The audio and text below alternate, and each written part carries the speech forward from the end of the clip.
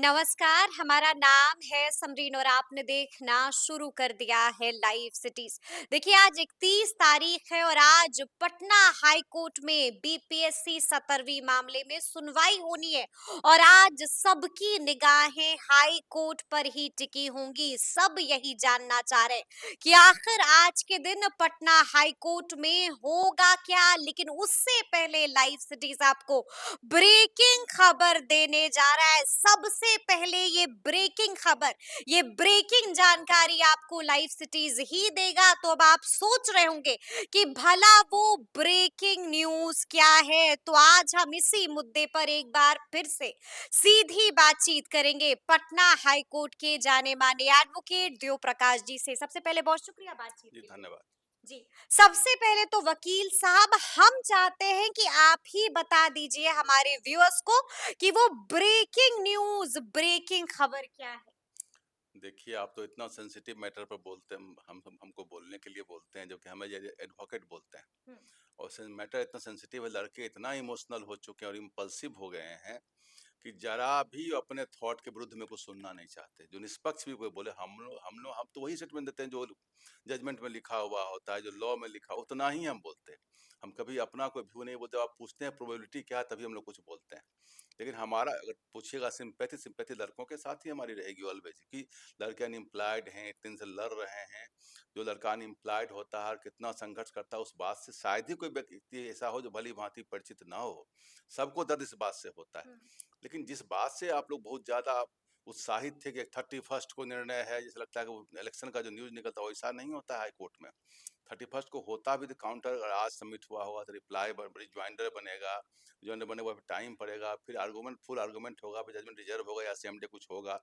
Time taking होता है, क्योंकि ऑलरेडी इसमें जो होना था, अगर उस दिन इंट्रीम स्टे दिया होता, अगर प्राइमा फेसा मैटर लगा होता, एकदम लीकेज है क्वेश्चन पेपर का, तो हाईकोर्ट इनको उस दिन इंट्रीम स्टे दे दिया होता। हम्म, अगर जरा भी उसको फील होता है हाईकोर्ट को तो। लेकिन नहीं दिया इंटरिम रिलीफ, कह दिया कि नहीं आप रिजल्ट निकालिए। अब रिजल्ट निकल गया।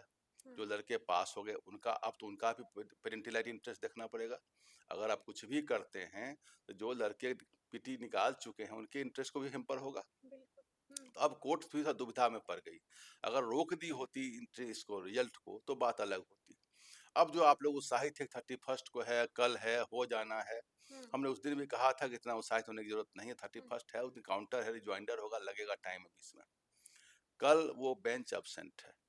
बेंच एब्सेंट है क्या? हाँ, जो जस्टिस अरविंद कुमार चंदेल का जो जी जी। बेंच है वो अब्सेंट है। हम्म, ऐसा लिखा हुआ है, जो चीफ जस्टिस का जो बेंच है उसमें लिखा हुआ, उनके नोटिस पर जो प्लेस्टम पार्ट होता है उसमें लिखा हुआ है हम्म, कि जो जस्टिस अरविंद सिंह चंदेल के कोर्ट के जो मैटर लिस्टेड हैं, हम्म, उनके बारे में मेंशनिंग वो जा करके जस्टिस हरीश कुमार के सामने समक्ष जाके कर सकते हैं। हम्म, मेंशनिंग का मतलब ये होता है कि कह देंगे भाई इस पर डेट पड़ा हुआ था, इसको अगर मान लीजिए बहुत लंबे समय के लिए वो जस्टिस अब्सेंट होंगे तो हम्म, किसी और कोर्ट के समक्ष इसको लिस्ट किया जा सकता है। जी। लेकिन वो जस्टिस हरीश कुमार उसको रेफर करके देंगे। लेकिन अब किसी और बेंच के पास अगर जाएगा, हम्म, तो जो पिछले दिन सुनवाई हो चुकी है, घंटों सुनवाई हुई थी, वो हम्म, सुनवाई पुनः होगी।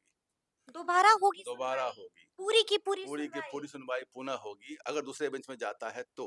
हम्म, अगर 1-2 रोज में आने वाले होंगे जस्टिस अरविंद सिंह चंदेल, हम्म, अगर आने वाले होंगे, या हो सकता परसों ही, आज पर अब तो मंडे को ही आएंगे। अगर हम्म, कल नहीं है तो मंडे को ही मंडे संभावना है। को ही जी। तो मंडे को लिस्ट पर रहेगा मैटर। हम्म, मंडे को रहेगा, बाय द टाइम रिप्लाई बना देगा तो मंडे होता सुनवाई इस बात की हो जाए। हम्म, लेकिन सुनवाई होने के बाद भी यह सोचने को उस दिन निर्णय हो जाएगा, हम्म, क्योंकि अब 2 दिन समय मिल गया तो ये रिज्वाइंडर भी बना के सबमिट बीच में कर दे सकते हैं। हम्म, तो लोग मंडे के बारे में हम नहीं जानते हैं कि वो आ रहे हैं, लेकिन 99% चांस है कि उस दिन वो आ जाएंगे। हम्म, तो मंडे जो 3 तारीख होगा ना, जी जी जी।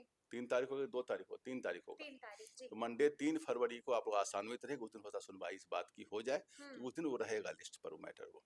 लेकिन वकील साहब ब्रेकिंग खबर ये है कि आज सुनवाई नहीं होगी बीपीएससी 17वीं मामले आज में। नहीं सुनवाई होगी। आज सुनवाई आज सुनवाई नहीं नहीं होगी होगी, यानी कि थोड़ा इंतजार और क्योंकि करना वो है। बेंच ही एब्सेंट है।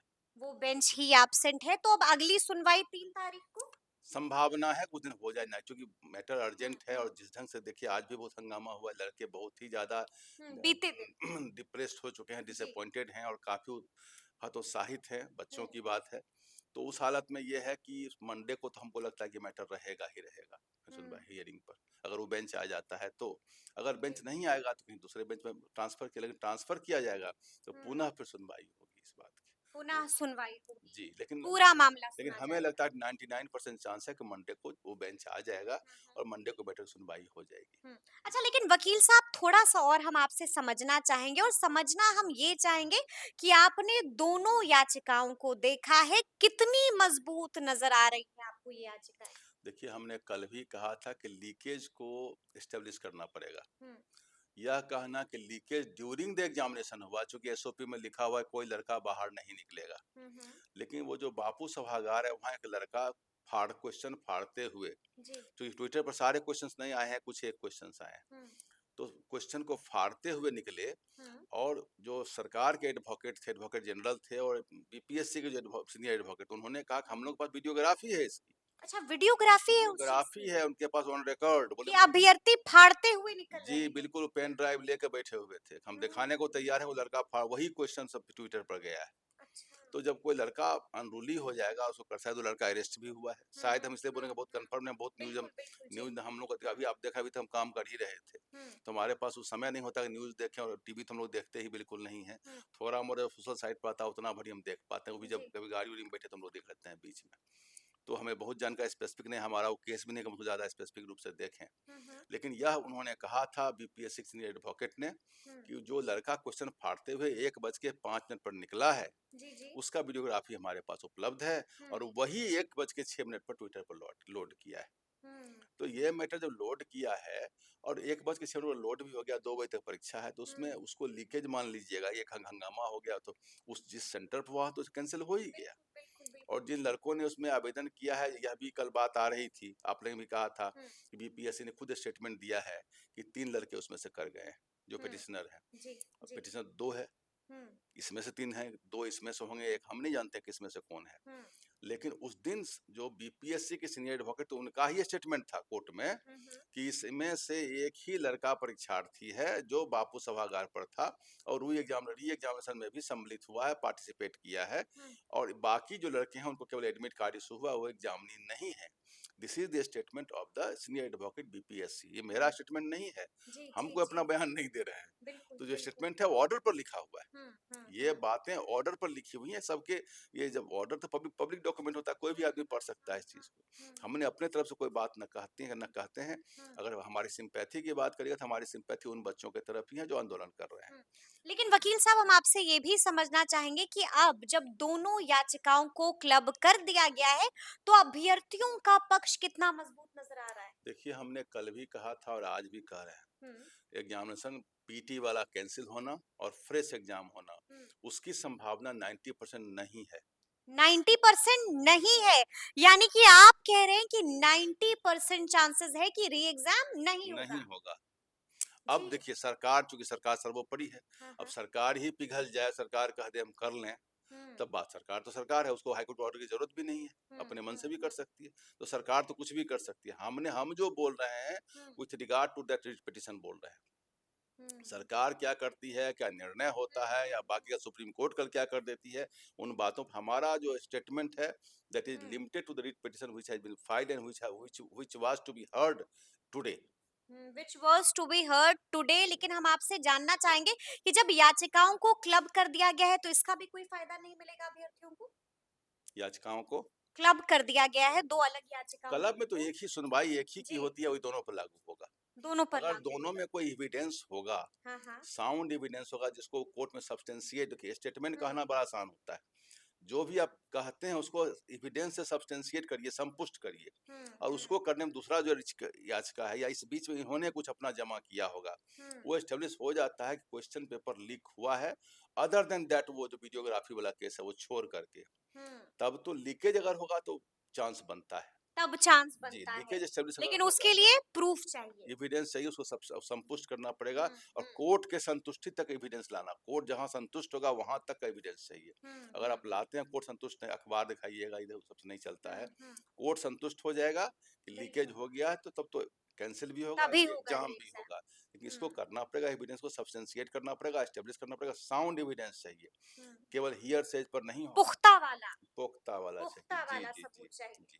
जी, लीकेज और एस्टेब्लिश अगर हो गया, हुँ, अब वो जो 1, 5, 6 में शायद सब क्वेश्चन निकला था, कुछ एक क्वेश्चन निकला था, हम इस पर भी कंफर्म नहीं है। हुँ, हुँ, ट्विटर पर जो निकला था, वो शायद 3-4 क्वेश्चन ही जी, आया जी, था। जी, जी, उसमें उनका बीपीएससी सीनियर एडवोकेट का कहना ये था कि वो क्वेश्चन वही हैं, जो वो लड़का भागा है लेकर के, हुँ, जिसकी वीडियोग्राफी हमारे पास उपलब्ध है। पेन ड्राइव में सब कुछ है। जी, जी, बिल्कुल, तो कोर्ट में दिखाने को तैयार थे। ठीक है, एक अंतिम सवाल है मेरा आपसे वकील साहब, और मेरा अंतिम सवाल आपसे यही है कि अगर मान लेते हैं कि यहाँ से अभ्यर्थियों को झटका लग जाता है, यानी कि री एग्जाम नहीं होता है, तो क्या अभ्यर्थियों के लिए तमाम दरवाजे बंद हो जाएंगे? देखिए, अभ्यर्थी बच्चे जो हैं, जी। उनको अगर हमारी सलाह की बात मानिएगा, हम्म।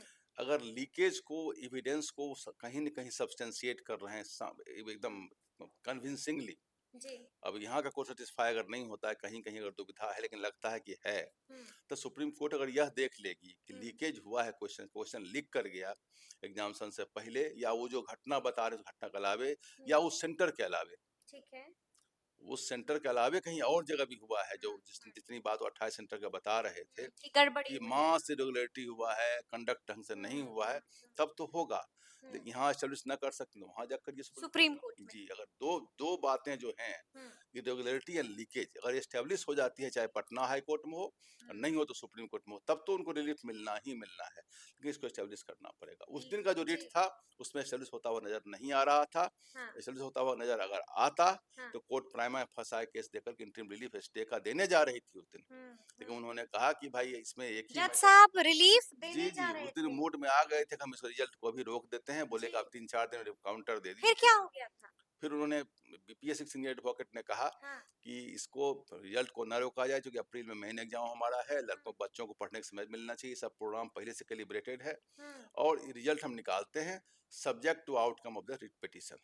ये उन्होंने कहा कि इसमें कंडीशन राइडर तो लगा हुआ है, हम्म। यानी कि वो रिजल्ट जो है सो फ्री है, हम्म। उस रिजल्ट के ऊपर भी ग्रहण है, ग्रहण है। ग्रहण है, उस रिजल्ट के ऊपर जी। कहा हुआ है इस चीज को, हम्म। कि अगर ये रिट में सक्सेसफुल हो जाते हैं ये लोग, हम्म। तब वो रिट रिट एग्जामिनेशन का जो रिजल्ट निकला वो ऑटोमेटिक कैंसिल हो जाएगा। हम्म। हम्म। ये बातें हैं, लेकिन अभी भी हम बता रहे हैं कि जो भी इनके एडवोकेट हैं, हम्म। लीकेज को, इरेगुलरिटी को स्टैब्लिश कर दें। कन्विंसिंगली एस्टेब्लिश करना पड़ेगा, हम्म। सब्सटेंशिएट करना पड़ेगा, तब ये दोनों चीज, इरेगुलरिटी और लीकेज हम्म। एस्टेब्लिश हो जाएगा, तब तो होगा ही।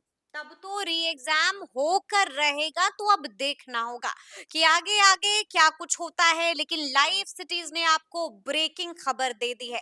तो फिर ये पूरी बातचीत आपको कैसी लगी है, कमेंट करके हमें जरूर बताइएगा। तो ऐसे तमाम अपडेट्स के लिए बिल्कुल ऐसे ही हमारे साथ बने रहिएगा और देखते रहिएगा लाइव सिटीज। बहुत शुक्रिया।